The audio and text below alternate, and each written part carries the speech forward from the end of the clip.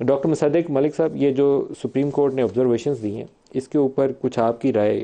بنیادی انسانی حقوق کا معاملہ ہے اور ہم سارے اس میں قصوروار ہیں. جب ناکام ہوتے ہیں نا، کوئی عمران ریاض بنتا ہے یا کوئی ارشد شریف بنتا ہے، ارشد شریف کو ابھی تک انصاف نہیں ملا. میں تو اس کی ماں کا سوچتا ہوں تو مجھے خوف آتا ہے کہ وہ پاکستان کے ادارے بھی اور ہم سب جرنلسٹ بھی اور آپ سب لیڈرز بھی اس قوم کے اس ماں کو کیا جواب دیں گے کہ اس کا بیٹا اس طریقے سے اس دنیا سے گیا اور ابھی تک اس کو انصاف نہیں مل سکا.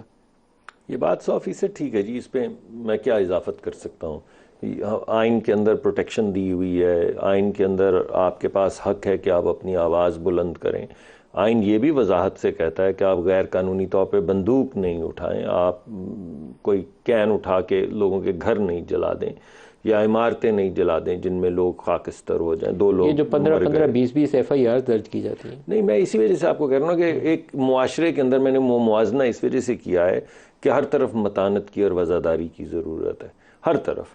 یعنی جس کا ابھی آپ دیکھتے ہیں، ابھی یہ ہمارے ہاں یہ کون سا فیض آباد ہے، آپ کی اور ہمارے سامنے 10-15 مرتبہ فیض آباد کے اوپر کچھ لوگ آئیں اور بس فیض آباد فیض آباد کو تو پولیٹیکل انجینئرنگ کے لیے استعمال کیا گیا. ہم نے بہت ساری ایسی غلط روایات کو خود جنم دیا ہے. اس کے پیچھے بعض مرتبہ کچھ قوتیں جو سیاسی ہیں وہ کار فرما ہو جاتی ہیں، بعض دفعہ مذہبی طاقتیں کار فرما ہو جاتی ہیں. کبھی وہ خود جاتے ہیں، قبریں کھد جاتی ہیں پرائم منسٹر ہاؤس کے سامنے، سپریم کورٹ کے سامنے. کبھی پورا ملک پیرالائز ہو جاتا ہے، کبھی پتہ چلتا ہے بھگ سے 10-15 لوگ مر گئے ہیں. کبھی ہم پرائیویٹائزیشن کرنے کے لیے نکلتے ہیں تو کراچی ایئرپورٹ پہ 2 لاشیں پڑی ملتی ہیں.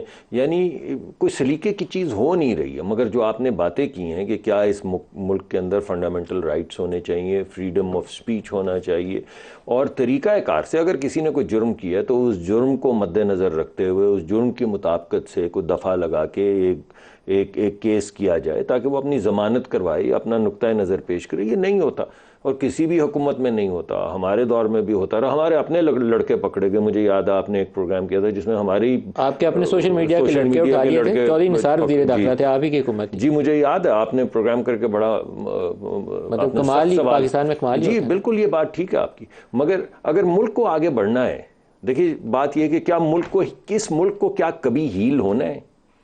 کیا ہم نے کسی سلیقے سے آگے کبھی بڑھنا ہے؟